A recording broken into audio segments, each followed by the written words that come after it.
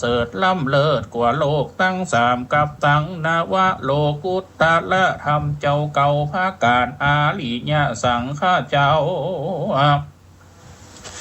ตนผาเสดอันเป็นที่เกิดแห่งเนื้อนาบุญอันกวนฮับเอาอย่างตานตั้งหลายอันมนุษย์และเทวดาหากปูจาสัพพะอนตาลายตั้งหลายจุงรำงับดับขาดไปอย่าฮือได้เศษสะหล่อด้วยเตจาอันผู้คาตั้งหลายนกน้อมไว้ยังแก้วแก่นให้ตั้งสามมาภาการขอกุลตั้งหลายมวลฝูงนี้จุงฮักษายังผู้คาตั้งหลายฮือได้พ้นจากอบายตั้งสี่จุงจักมีแด่เตโยปุโตอันว่าพระพุทธเจ้าองค์ใดได้ปั๊มเป่งจาริญาสามภาการมาบอกขาดเต็มแล้วยังตักสัจจาเสวยเป็นพระเวสสันตารราชก็ได้มหาตานอันมากกว้างบ่อาจอ้างกานาเจ้าปาลาสรรเสริญกันว่าเสียงกำเนิดอันเป็นคนก็ได้เอาตนไปเกิดจันฟ้าเลิศตุสีตาเป็นเทวะราชาตนเลิศแล้วถ้าลาบต่อเต้าได้2,000 ปีทิพย์ก็มีแลกันว่ากาลาเถิงสามัญญกาลีทุกขามาไฟฝูงเต็บไทยม่วนหมู่กานาก็ปากันโอกาสลาหานาหนอพุทธาตนองค์อาจว่าดูลา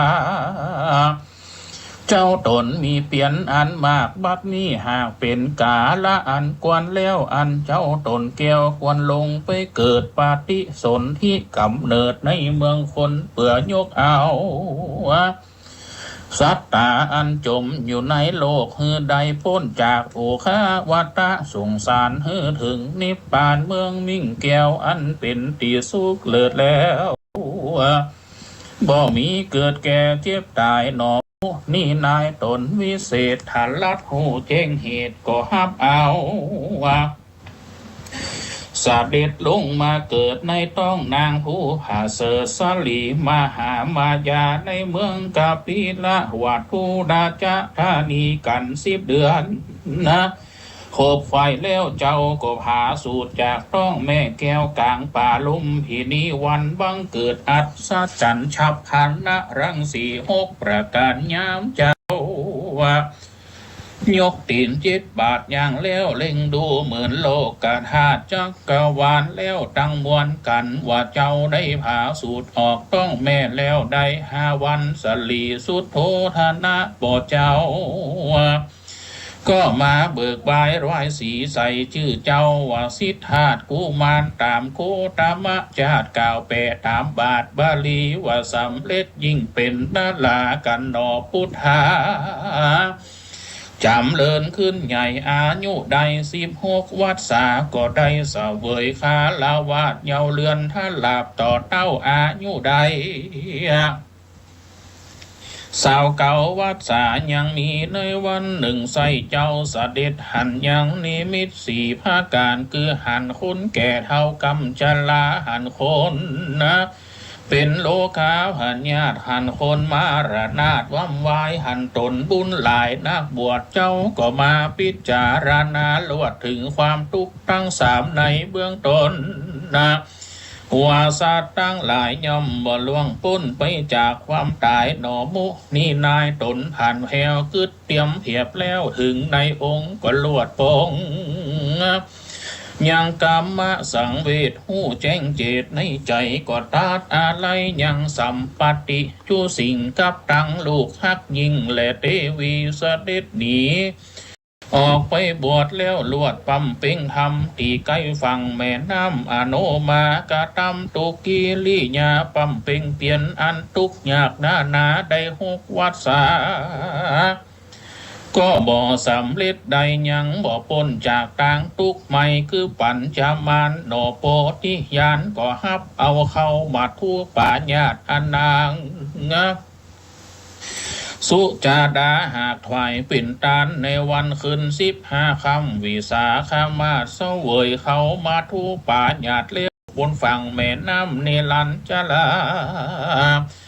ก็ตอดยังตันไหลคำลงสู่เม็ดน้ำโสดที่ยะพรามเอาญาคามาถวายหนอมุกนี้ได้ก็ฮับเอาญาคาเป็ดกับมือเสด็จไปสู่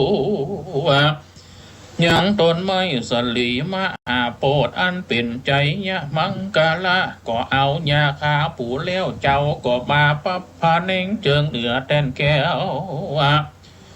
แล้วอธิษฐานตั้งต้นใหม่ปิจาลนาไว้ตั้งใจรำเปิงไปว่าอันใจแห่งข้าก็จักปุ้นจากอาสวะป่าปะธรรมตั้งมวล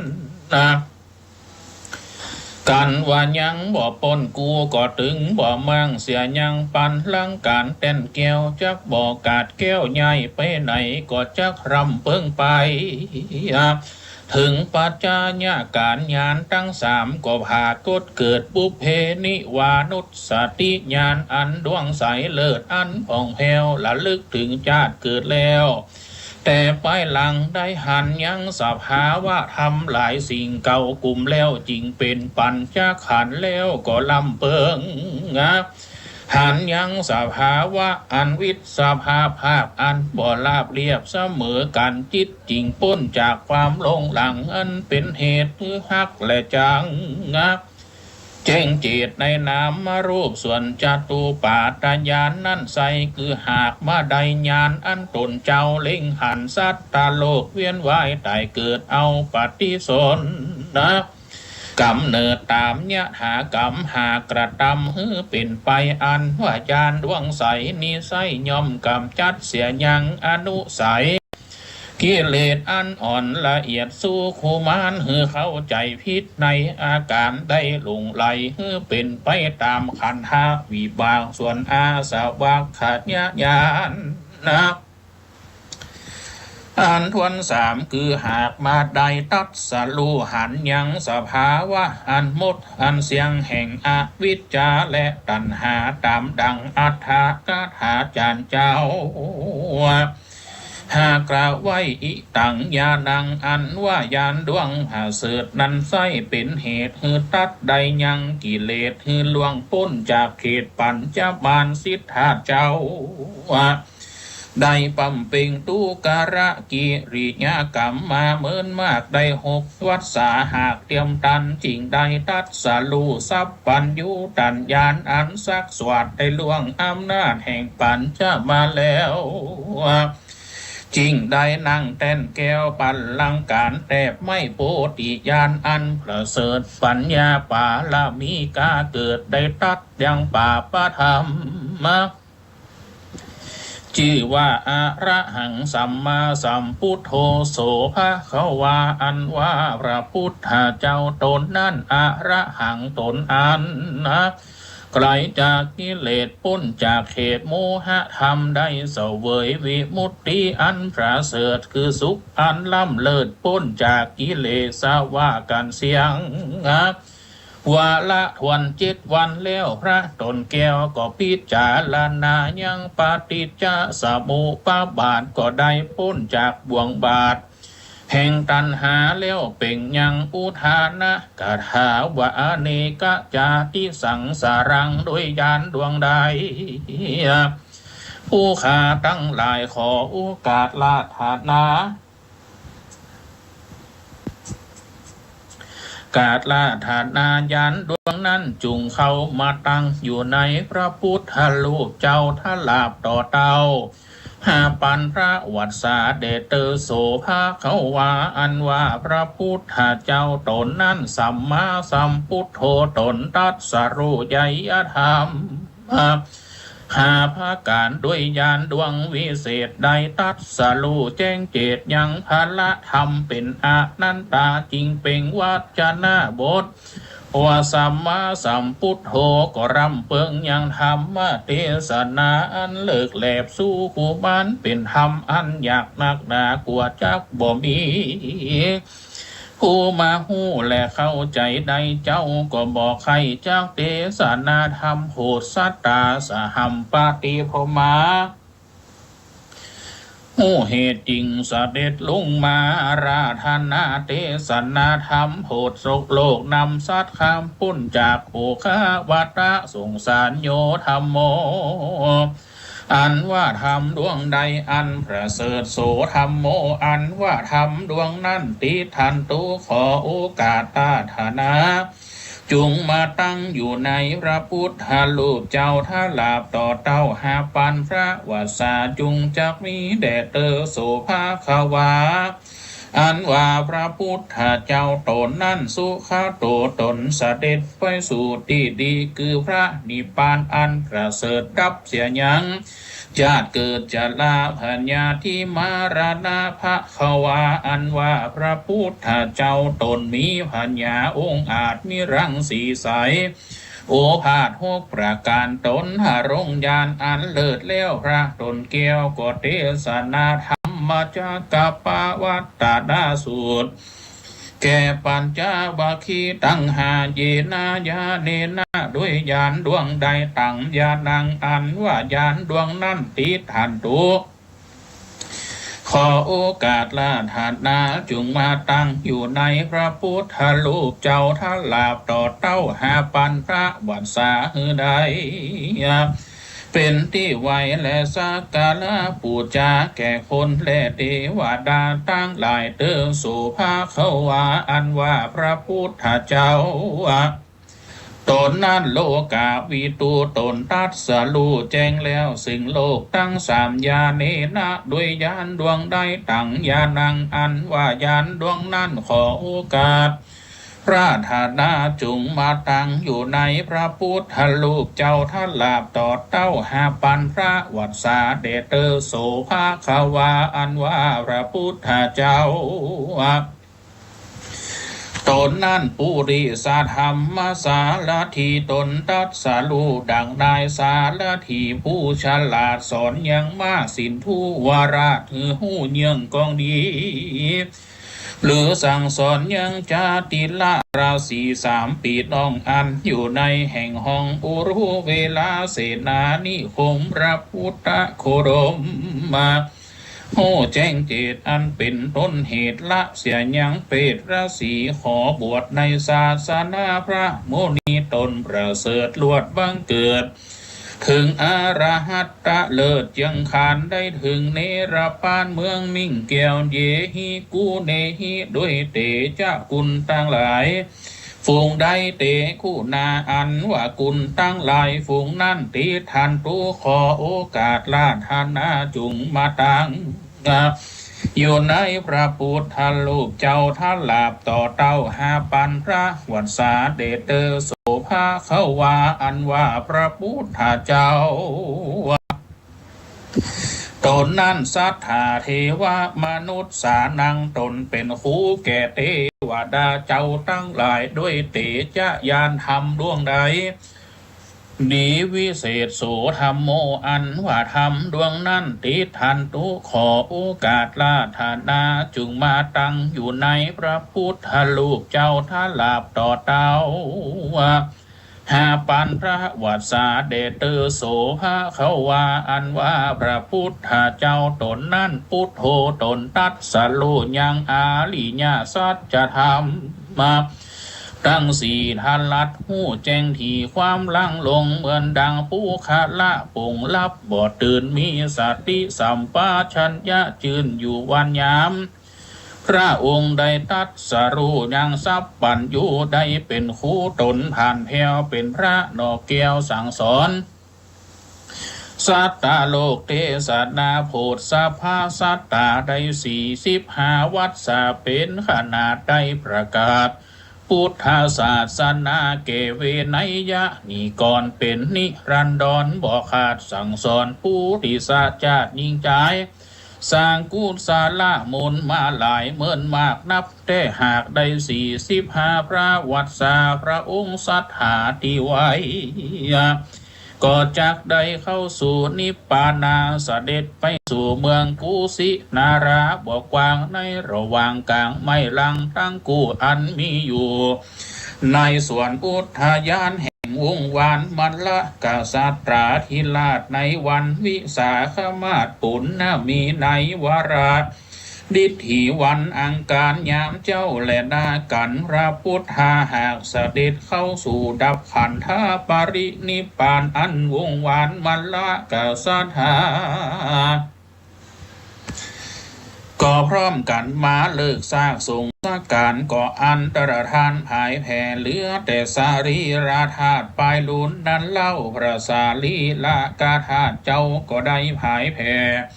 ไปหอดถึงแก่ประเทศสราชไปไขว้กูติดสาเขาจริงป้ากันสร้างยังเจติยาไว้นั่นแลยีกูนาอันว่ากุลตั้งหลายฝูงใดเตสังธาตุนังอันว่ากุลแห่งพระชินนาธาเจ้าฝูงนั้นติดทันตุขอโอกาสลาธนาจุงมาตังอยู่ในพระพุทธรูปเจ้ากับตังเจติญะเจ้าตีนีถ้าลาบต่อเต้าหาปันพระวัดสาเดชเตโยมุนินโหอันว่าพระพุทธเจ้าตนเป็นใหญ่กว่านักผาดอาจารย์เจ้าทั้งหลายพระก็ได้ปั๊มเป่งสมปานมาได้สาวอาสงไขยังสัพพะยานังอันว่ายานทั้งหลายฝูงใดก็ดีต่างสัพพะยานังอันว่ายานทั้งหลายฝูงนั้นติดทันตุขอโอกาสลาธนาเข้ามาตั้งอยู่ในองค์ปิมปาสาลูกเจ้า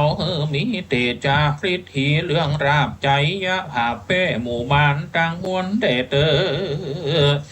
กุลเมื่อพระพุทธเจ้ายังทรมานสำแดงยังปาฏิหาริย์จุงมาเผยโพดฮือผู้ข้าได้สักการะปูจาถ้าลาบต่อเต้าหาปันพระวัดสาจุงจักมีแด่เตอนะโมนะมุตตะหาตุขอโอกาสปรารถนายังกุลพระพุทธรูปเจ้าและกุลพระบาทเจ้าอันมีตัวเต้าหืนแผ่นปัทวีกับตังอันมีบนฝากฟ้าจุรามานิเกตแก้วขอโอกาสลาธนาจุตนจุองค์พุทโธอันว่าพระพุทธเจ้าตนผาเสดน้ำเลิศกว่าโลกทั้งสามได้เทศนาธรรมหายโหดโลกนำสัตว์คำโอคะสงสารได้ถึงนิพพานเวียงแก้วได้เป็นตีแล้วมโนในเทโวอันว่าเทวบุตรและเทวดาอินตาพรหมยมมาราชกับตังมนุษย์สัจจารักขันตุจุงมาหักษายังพระพุทธรูปเจ้ากับตังพระธาตุเจ้าเจติยะและพระพุทธบาทเจ้าว่าตั้งมวลนี้ไว้เป็นที่ไว้และสักการะปูจาทัลลาบต่อเต้าหาปันพระวัดสาเดชเตอธาตุกุลนังอันว่ากุลมหาจินนธาตุเจ้าอันหาปนาตั้งไว้ยังบ้านน้อยเมืองใหญ่ป่าในดงไพรอันอยู่หนไกลและไกลหมายมีพระมหาจินนาธาตุเจ้าลำปังหลวงธาตุเจ้าเสด็จความมอดอยเต่าดอยน้อยดอยนายมอนตาลายจอมทองทำหลวงเจียงดาวว่าพระนอนขอนม่วงบุพพนันตารามตาเจ้าสวนดอกดอยสุเทพดอยธรรมดอยคำหลวงหาลีปุนใจดอยเกิงธาตุเจ้าตากุ้งหงสาลังกาตาวีบตาวาติงสาผมมาโลกเกตแก้วจุลามานี100 พุทธบาททรัพย์ปัญโยจุแห่งจุตีธาตุเจ้าหวยปูตับพระกับพระเงาว่าพระปิมริมคำธาตุเจ้าจิกจ้องข้องคำธาตุเจ้ายังวีดจอมปิงแต่นเจ้าศิลาอาจมหาธาตุเจ้าจ่อแห่แจ้แห้งขิงแกงเจ้าตนหลวงธาตุเจ้าจอมอุรังกาธาตุนากรพระนมธาตุเจ้าพุทธาขายาด้อยตุงธาตุเจ้าพระสิงห์โอกาสลาธนากุลมหาจินนาธาตุเจ้ามาตั้งอยู่ในพระพุทธรูปเจ้ากับตั้งพระธาตุเจ้าสัทธาทรัพย์ปัญโยตนเลิศแล้วได้เป็นคู่แก้วแก่โลกทั้งสามเป็นดังเหือสะเปายานลำใหญ่ขนเอาสัตว์เข้าใส่ข้ามโอกะส่งสารถึงเมืองบวร เลิศแล้วคือเมียงแก้วยอดมหานิรปานขอโอกาสลาธนายานตีเก่ามาแล้วเสด็จมาตั้งอยู่ไหนพระพุทธรูปเจ้ากับตั้งพระธาตุเจ้าเจติยะองค์คำตั้งองค์เก่าองค์ใหม่องค์ใหญ่องค์น้อยแดดเตอฮือสมดังกรรมมโนปณิธานะแห่งเจ้าสามนาศรัทธาและมูราศรัทธาอันใดน้อมนาโอกาสปรารถนาขอฮือปุตตาปิมปาสารูปเจ้าได้เป็นเก้าศาสนาผู้ใดได้มาขับไว้สักการะปูจาใดมีใจใฝ่ในธรรมเว้นจากกรรมอุบาทจักกรรมราบห้ามเสียยังหนทางสู่ห้องจันฟ้าเนรปานใดนะตั้งอยู่แล้วในสุขสามประการถ้าลาบต่อเต้าสู่เมืองฟ้ามหาเนรปานนั่นจงจักมีอย่างแต่ดีลีอะหังวันตาเมสัพพตาอะหังวันตาเมทุระโสอะหังวันตามิธาตุโยอะหังวันตามิสัพพะสังพุทธาพิเศกังจาตกังนิธิตังทิญาสังวันนาวิเศษจาห้องเหตุอันเก่ายังทำพุทธาพิเศษก็บังโกมาสมเลศสาละเด็ดแล้วเต่านี้ก่อนแล้วที่อูไปนั่นก็เป็นธรรมพุทธาพิเศษเนาะเป็นธรรมพุทธาพิเศษตีได้ครูบาอาจารย์ได้แต่งแต้มขึ้นมาเพื่อที่จะเอาไว้อบรมสมโภชพระพุทธรูปเจ้าปิมฟ้าสารูปเจ้าต่างๆซึ่งสิ่งเหล่านี้เป็นคนห้องว่าเป็นภูมิปัญญาเป็นภูมิปัญญาของเป็นภูมิปัญญาของล้านนาเขาที่เปิดสร้างขึ้นเพื่อให้คนรุ่นหลังได้ระลึกถึงต่อดังที่กล่าวไปข้างต้นตะกี้ว่าเมื่อมีการไหว้พระหับศีลเต้นทำพุทธาภิเษกสวดมนต์กันแล้วแหมอย่างหนึ่งที่จะขาดบ่ได้ก็คือก่อนที่จะอบรมสมโภชนั่นเพิ่นก็จะมีการสุมาการขึ้นขันแก้ว5โกธากซึ่งขันแก้ว5โกธากก็คือขันแต่ที่มีอยู่เป็นขันสี่เหลี่ยมแล้วมีเตียน5เล่มปักขึ้นเพื่อเป็นการแบ่งเป็นส่วนในการสุมากะระวะต่อ5อย่าง5กอง5ขันด้วยกันคือหนึ่งปูจาคุณพระพุทธเจ้าสิ่งก่อนที่เปิ้นจะจุดก่อนที่เปิ้นจะเดินพิธีก็จะมีพระมหาเถระหรือประธานสงฆ์หรือเปิ้นมอบหมายให้พระสงฆ์รูปใดรูปหนึ่งเป็นผู้ขึ้นขันแก้ว5โกธากซึ่งการขึ้นขันแก้ว5โกธากอาจจะมีเกิดขึ้นเกือบจะอู้ได้ว่า 100% ของการอบรมสมโภชพระพุทธรูปเจ้า1เป็นการปูจาคุณพระพุทธเจ้า2เป็นการปูจาคุณพระธรรม3เป็นการปูจาคุณพระสงฆ์สาวกของพระพุทธเจ้า4เป็นการปูจาคุณบิดามารดาคุณครูบาอาจารย์หรือบางทีว่าปูจาคุณพระธาตุเจ้าเจดีย์และสุดท้ายนั่นเป็นการปูจาคุณพระกรรมฐานคือสมถกรรมฐานและวิปัสสนากรรมฐานบางทีก็ว่าปูจาคุณไมสรีมหาโพธิ์สิ่งก็จะมีการโอกาสมีกรรมโอกาสของเปิดเป็นกรรมโอกาสเป็นการสุมาก็ระวะแบ่งเป็นส่วนปฐมโกธากส่วนนี้เอาปูจาอันหยังนี่เป็นเครื่องสักการะอย่างหนึ่งในล้านนาเขาแถมอย่างหนึ่งศรัทธาญาติโยมทั้งหลายสิกังคิดว่าเวลาเปิดอบรมสมโภชพระพุทธรูปเจ้าเนี่ยเปิดจะมีเครื่องสักการะปูจาเนาะเครื่องสักการะปูจาต่างๆนานาที่คนทั้งหมดเป็นเครื่องปูจาเครื่องสักการะของล้านนาเขาก็บ่สามารถจะอู้หมดเนาะเขาก็จะเอามาอู้เป็นบางส่วนเนาะเป็นบางส่วนเพื่อได้หับทราบกันที่เขาได้ยินกันเป็นประจำแต่เช่นขันเหลี่ยมขันต่อมกล่อมหมากซุ่มปูเบ้งเนาะปูซุ่มปูเบ้งต้นเพิงต้นอ้อยเช่นยังขันหมากเบ้งเนี่ยทั้งหลายคนตะกอนนี่ตัวเจ้าหันเปิ้นจัดรายการเนี่ยเดี๋ยวพอทำจัดรายการสมมติแต่หันเปิ้นแปลงขึ้นมาเนี่ยเปิ้นเอาต้นกล้วยเนาะเอาหน่อต้นกล้วยต้นน้อยๆแล้วก็เอากาบมันเนี่ย เอาไม้เสียบแล้วก็คดให้มันเป็นยาลูกตะกอเนี่ยโก้งๆเนาะแล้วก็มีการเอาแกนหมากลูกหมากเอามาเสียบเป็นท่อหมากเบงมันจะโก้งๆออกมาเป็นหมากเบงเรื่องนี้เป็นคติธรรมเนาะเป็นสิ่งที่คนโบราณเปิ่นขินเปิ่นใจแต่ก็สามารถเอามาตกแต่งเป็นเครื่องสักการะบูชาได้เป็นเครื่องสักการะบูชาได้เป็นหมากเบงขันหมากสุ่มต้นดอกต้นเตียนซึ่งสิ่งเหล่านี้กระทาทั้งหลายเป็นเครื่องสักการะเครื่องสักการะของล้านนาเขาแถมอย่างหนึ่งนอกจากเป็นสิ่งที่เปิ่นประดิษฐ์ขึ้นมาแล้วยังเป็นส่วนประกอบเป็นสิ่งของที่อยู่ในเครื่องสักการะพุทธาภิเษกเช่นน้ำต้นเนาะน้ำต้นของล้านนาเขาเนี่ยน้ำต้นหรือภาคกลางมันอาจจะห้องว่าอย่างคันคนโถคันโถคนโถนะเอามาใส่น้ำฉันถวายพระพุทธรูปประธานในวิหารซึ่งเป็นชื่อว่าเป็นน้ำปูจาคุณของพระพุทธเจ้าตั้งไว้บนฐานแต่นเกลียวจะจึงมีการเปลี่ยนน้ำมันสะอาดถึงวันโดยบสามเณรก็ขยมเป็นคนเปลี่ยนกันเปลี่ยนน้ำคือมีความสะอาดมดใสไว้เนี่ยแถมประการหนึ่งก็คืออาสนะเป็นแผ่นผ้าไงเป็นที่แผ่นผ้ารองรับเป็นที่บรรทมของพระพุทธเจ้าเป็นที่บรรทมของพระพุทธเจ้าซึ่งจะใช้ในพุทธาภิเษก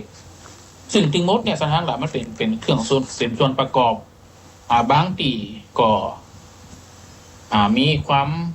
เหมือนกันหรือแตกต่างกันไปตามบริบทของชุมชนนั้นอย่างบางตีมีขันดอกอันเดียวมีขันดอกอันขันเหลี่ยมอันแตกต่างกันไปไม่ได้เหมือนกันแต่ตึงมดนั้นเป็นเครื่องสักการะบูชาเป็นเครื่องสักได้ว่าเป็นเครื่องสักการะบูชาของพระพุทธเจ้าฉะนั้นแล้วบอกว่าจะเป็นที่เขาได้มาตั้งแต่เรื่องของสูตรเบอร์ก็ดีการ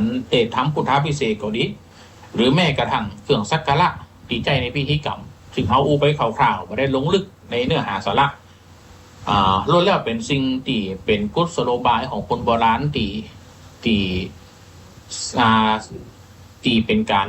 เนี่ยคือคนรุ่นหลังเนี่ยได้เคารพนอบน้อมต่อพระรัตนตรัยเอาท่านทั้งหลายก่อนจะจบรายการนี้ไปแหม10 กว่านาทีนี่เดี๋ยวเขาจะให้ได้ฟังเสียงกราบทำม่วน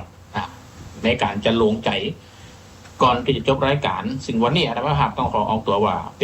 ป็นรายการพิเศษเนาะตีได้เขาทำหน้าที่แทนเปิดตึงมดที่เขาได้ยินมาช่วงเนี้ยบางทีเป็นข่าวที่บ่ค่อยจะม่วนหูเขาสักตัวใดเนาะเป็นข่าวที่บ่ม่วนหูสักตัวใดแต่ทุกอย่างมันมีขาวมีดำและมีเทาเนาะมันไม่ได้ขาวสะอาด100%และมันก็ไม่ได้มีดำเปิดสนิทฉะนั้นแล้วต้องขอฝากกับศรัทธาญาติโยมไปด้วยว่าฮือได้เข้าใจในเนื้อหาสาระฮือได้แยกแยะคิดวิเคราะห์แยกแยะสิ่งใดมันบ่ดีสิ่งใดมันดีมีดำมีขาวมันแตกต่างกันไปนิ้วมือคนเฮาถึง5 นิ้วมันยังบ่เท่ากันชันใดคนเฮาก็เช่นเดียวกันตีมันจะบ่เท่ากันในความคิดความอ่านฉะนั้นฟังแล้วรู้จักคิดวิเคราะห์แยกออกเป็นส่วนต่างๆเพื่อที่จะบ่ได้ทำลายจิตใจบ่ได้ทำลายความศรัทธาของเขาท่านทั้งหลายให้มันสูญเสียไปท่านขอฝากเป็นกระบอกเสียงให้พระสงฆ์องค์เจ้าส่วนที่ดีก็มีส่วนที่บ่ดีที่มันเกิดเหตุการณ์หลายๆอย่างขึ้นอาจจะบั่นทอนจิตใจ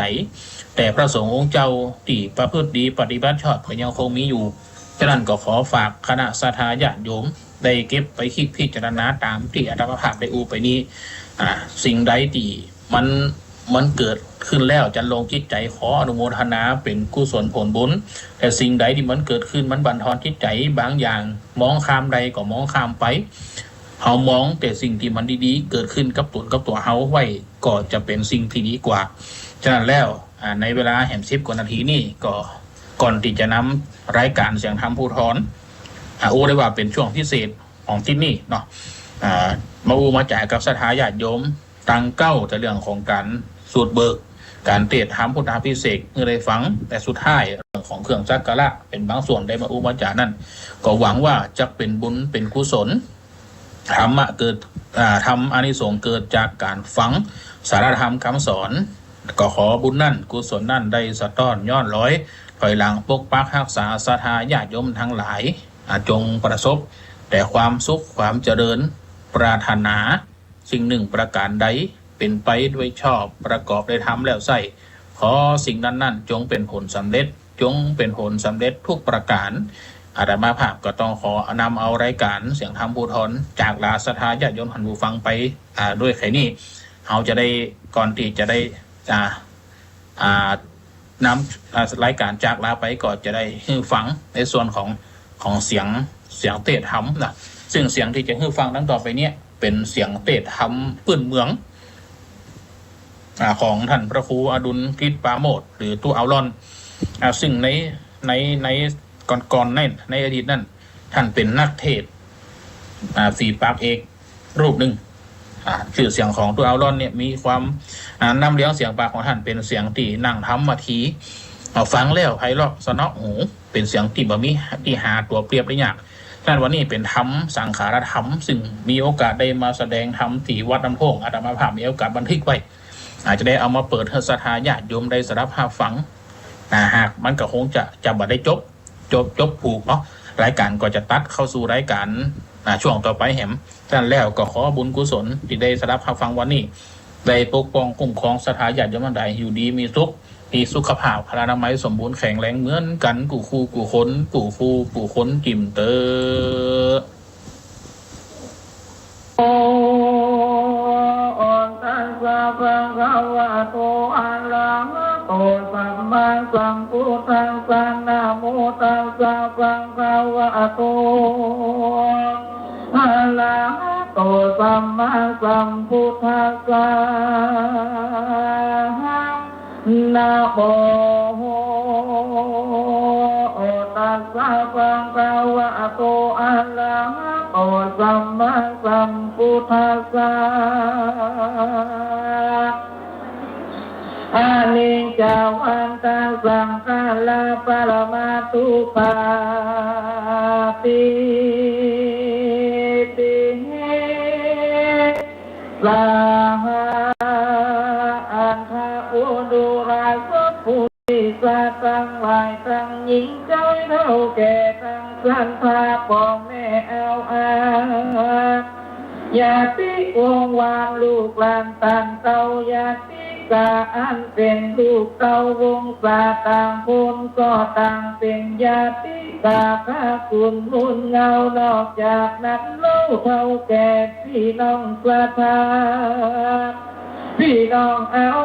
ต่างจองและต่างบางคองก็อยู่ไกลบางคองก็อยู่ไกลแต่ว่าจิตใจต่างคนก็ต่างบอกไกลสักน้อยป้าต่างผูกพันวันน้อยมาคอยบอกอนได้มาลำนึกขึ้นเติมยังตนตัวก็รวงเรียนสุตาลังกาพ่อเจ้าอายุได้นะร่วมได้83 ปีพวกเขาได้มอละนักกันจำจากพลัดพลาดทั้งพุทธาลูกเต้าญาติพี่น้องวงวานเหลือไว้ยังคุณงามและความดีย้ำเมื่อพ่อเจ้ายังมีชีวิตอยู่ในหออ่อนบนเตียวอยู่ในสังคมมนุษย์โลก83 ปีความเขาปฏิบัติตนปฏิบัติตัวเป็นพ่อที่ดีของลูกหลานและเป็นพุทธมรรคที่ดีของพุทธศาสนาเจ้าคุณงามและความดีที่พ่อเจ้าในสังคมมานั้นนาจะพังนาไปก็ติ้งบ่อเสียงบัดนี้ป่อได้มาตัดต้องน้อยตายละตั้งลูกหลานวงวานพี่น้องมาเรียไว้สิ่งคุณงามและความดีแต่เราพ่อแม่ศรัทธาเอาต้องหลายมาดึกสิ่งคุณตายว่าไม่ ลากนามัจจุราชการนำไปห่วงหาอะไรจิตใหญ่จะขาดจะเอาเงินความบาทจะหมื่นจะแสนไทยซื้อทดแทนชีวิตก็บ่ได้โอ้ยนอโอ้ยนอ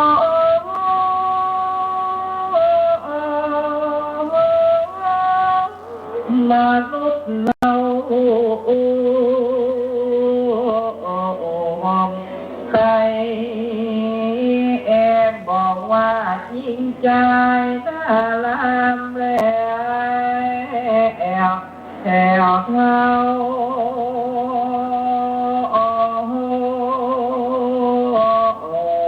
ติงห่มติงน้อยที่ได้ลำลงตนยังสังคมมาทุกโล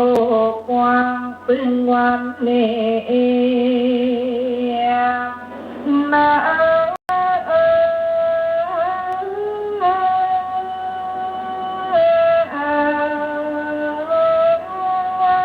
ปัดกำไว้วินมันได้มาอยู่คนหนาวอ่อนอุ่นเตียวติงวันนี้เรา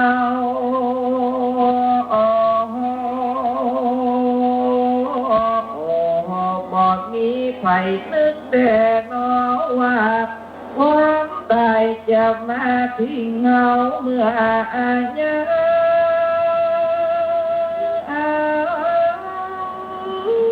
ได้เพราะฉะนั้นทุกคนโมเอาตามมาละ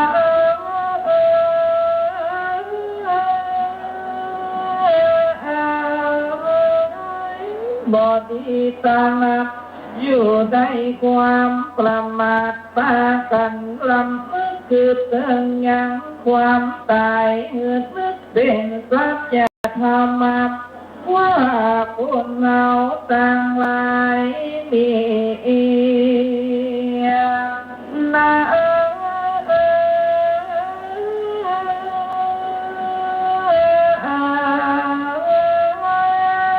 ถึงบ่มีไฟ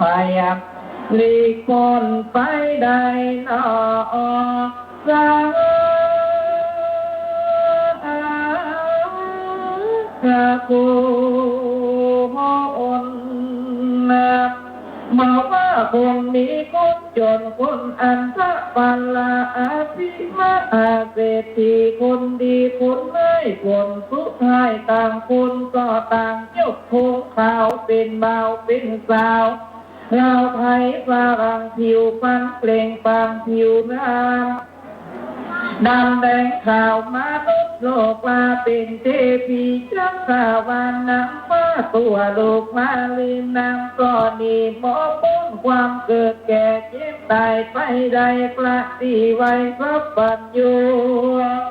ตอนเป็นมารุมมาคูโลกมาก่อยยังปล่อยนานิบังไปตามเทศนาในเก่าจีวามัจจุนาสังกาโลดนาทิการพัดเพียงกำความตายบ่มี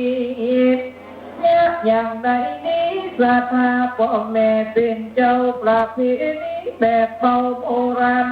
มากันแต่งใจมันมุดใส่ของแถวนกเอาแก้วรัตนาสามดวงนับ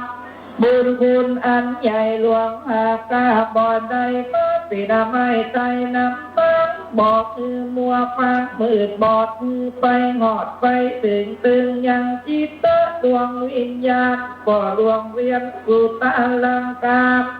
ก็เจ้าที่ได้มรณะกรรมจำจากพลัดพรากตายไปปัจนี้ตั้งภูมิโมลูกหลานญาติพี่น้องมา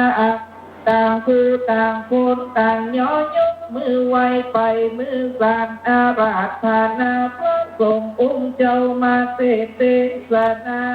หายโศกาวิโยชน์โศกเศร้า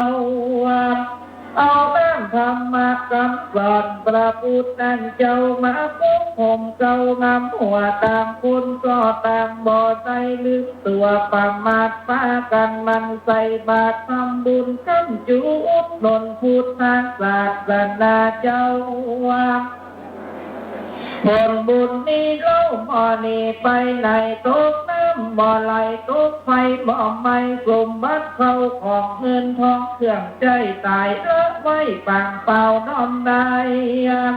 ชีวิตวางไว้เอาสบายตัวไปบ่ได้นักปลากกาวไว้ว่ามือปากันเอาฝังในดินกินบ่มีวันหมดบ่อดบ่กันแปลความสั้นนะปากันสละเดตานบำบัดทุกทุกยาเวียคำการทรงเพราะคุณผ่านทุกอยากกันเวียจากนั้นปากันสร้างวัดสร้างวาสาธารณะไว้กับลูกความงามบุญจังหวัดอ่างลือจะสาธุจันนาศรัทธาตั้งหลายเอ่ยเกิดแก่เจ็บตายเป็นธรรมดาเคยหันกันมาทุกวันบอกขาดบางของตายเป็นฝ่ายญาติลูกอาตายเพราะช่างลาแก่เขาบางของตายเป็นฟันเป็นคายตายเร็วตายเจ้ากรรมไปบุญมันนะคนปัจจุบันบ่มีกรรมลดตายกันคนจนรนความเหมาะรวมเหมาะจังก่อเขาองค์ยากินเหล้าสุราเพราะความประมาทถึงความมาวินาทีภายเป็นตุกหลายหมอน้อยองค์ก็ยอดคอยรักเป็นคาถาวายีปมันตายะอามาตาบุคคลใดประมาทนั้นแล้วนาเหมือนคนตายแล้วพระปิ่นแก้วว่าผู้ว่าไหนก็กันใครเก่าไว้ถูกเหมือนดำไม่ยิงดินคนเดียวดินมนุษย์โลกไปเกิดมาต่างคนก็ต่างมาใจนินกรรมควงจนจะมาน้อมานำใส่ตนว่าทุกผู้ทุกคนก่อนจะเป็นดังอีตามกฎเก่าที่มานี่แต่เราว่าโอ้โหโอ้โห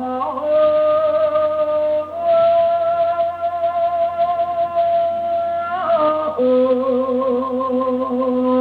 โอ้เอนออันนี้จังความบ่มันบ่เตียงหูความเหี่ยงไปมาทุกทางความเป็นทุกเป็นอนัตตาความพอใจตัวใจตนว่าทุกว่าคนสังขารละทำปรุงแต่งมีวิญญาณบ่มีวิญญาณล้วนอันตะหานปนปีเองบ่มันคงขอเชิญร่วมอนุโมทนาบุญใหญ่กับก้าวสำคัญของการเผยแพร่ธรรมะสู่ชุมชนสถานีวิทยุเครือข่ายคลื่นสีขาวเพื่อชาวประชาวัดบรรพตสถิตจังหวัดลำปางได้จะตั้งสถานีวิทยุคลื่น FM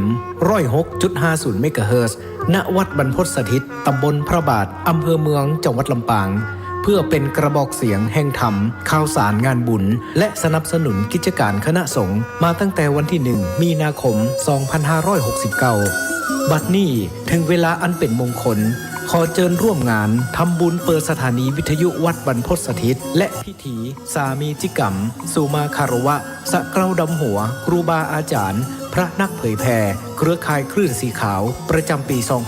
2569 พบกันในวันเสาร์ที่ 25 เมษายน 2569 นี้เวลา 8 นาฬิกาประกอบพิธีสวดถอนตามโบราณประเพณี 9 นาฬิกา 30 นาทีร่วมฟังเวทีเสวนาธรรมพระสงฆ์กับการสื่อสารเล่าขานวิทยุท้องถิ่น 10 นาฬิกา 30 นาทีพิธีเจริญพระพุทธมนต์สืบชะตาเพื่อความเป็นสิริมงคล 11 นาฬิกา 29 นาทีพิธีเปิดป้ายสถานีวัดบรรพตสถิตอย่างเป็นทางการ 12 นาฬิกาอิ่มบุญอิ่มต้องกับโรงทานอาหารเลิศรสจากญาติธรรม 13 นาฬิการ่วมพิธีสามีจิกรรมสะเกล้าดำหัวพระสงฆ์ครูบาอาจารย์พระนักเผยแผ่จำนวน 50 รูป 14 นาฬิกาพิเศษกิจกรรมจับสลากมอบของขวัญรางวัลแทนใจให้แก่ญาติโยม